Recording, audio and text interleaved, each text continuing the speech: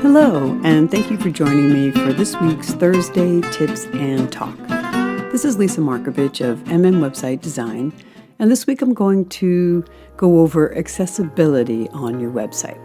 So what is that? Well, accessibility on your website means that you offer tools and technologies that are designed and developed so that if you have someone visit your site with disabilities, they can use those tools. So adding accessibility to your website can also help you reach a larger audience, but does your business need to have this? Is it a requirement? So I looked into this a little bit because I was curious, and the ADA compliant, which is Americans with Disabilities Act, does require some businesses to comply under the law. So there are two different types of titles. So under Title I, it states that any business with at least 15 full employees that operates for 20 or more weeks every year, they are covered by the law. And there's Title III, which are businesses that fall into the category of public accommodations, such as hotels, banks, public transportation. They are required to comply. If you need to know if your business falls under either Title I or III of the ADA and you're not sure if you're compliant, it's suggested that you contact a disability lawyer to explore your options and to see what you actually need.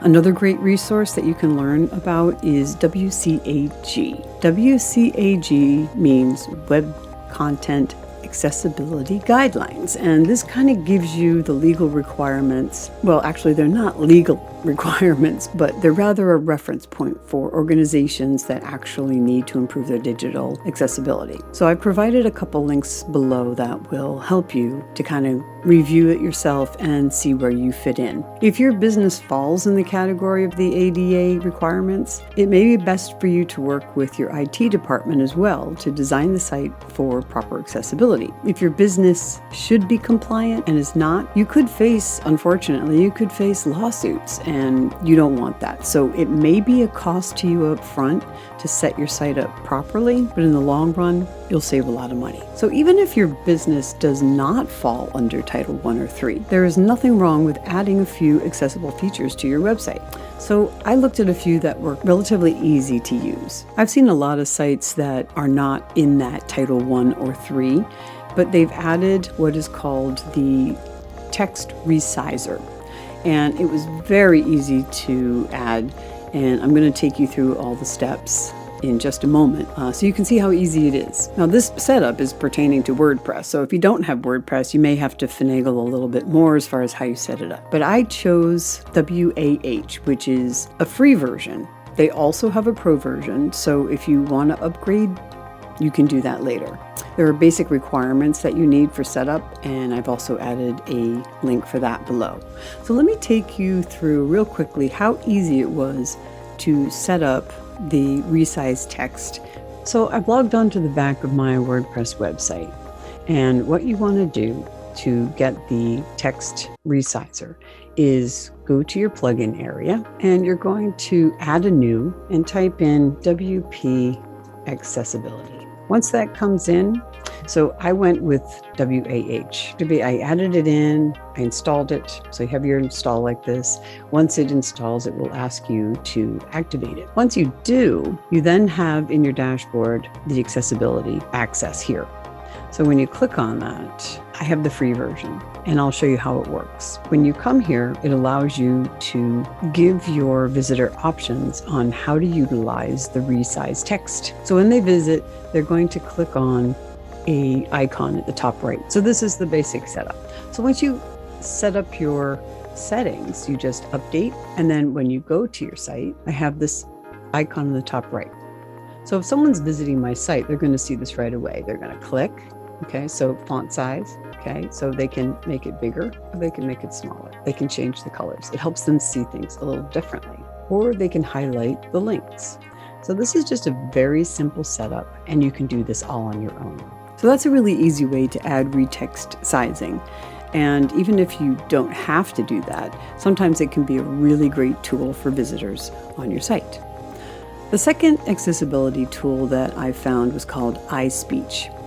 I did not add this to my site, but it is something that you can use on WordPress. It is a paid service, and based on the number of words that you have on your website.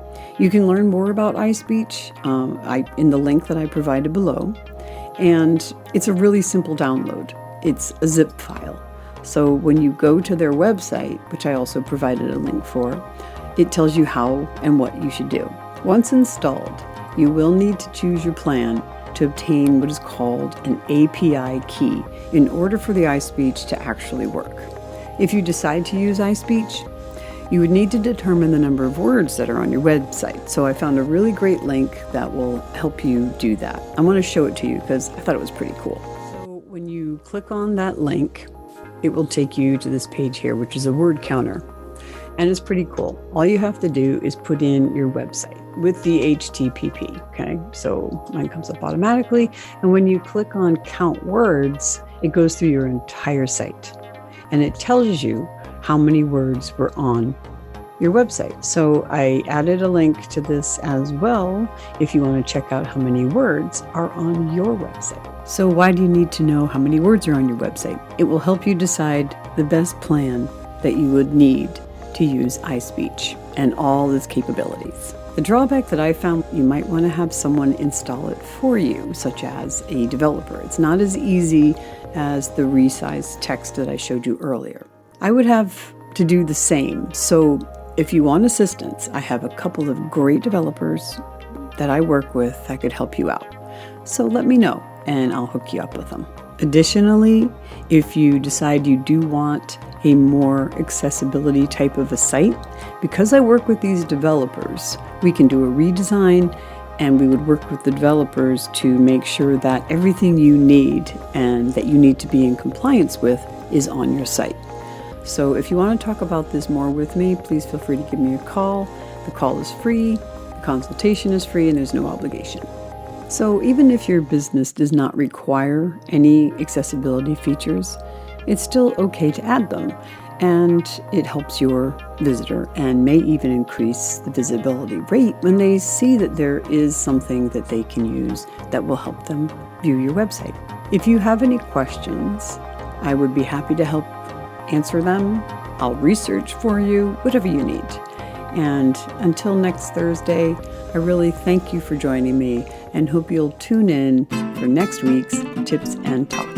Have an awesome day.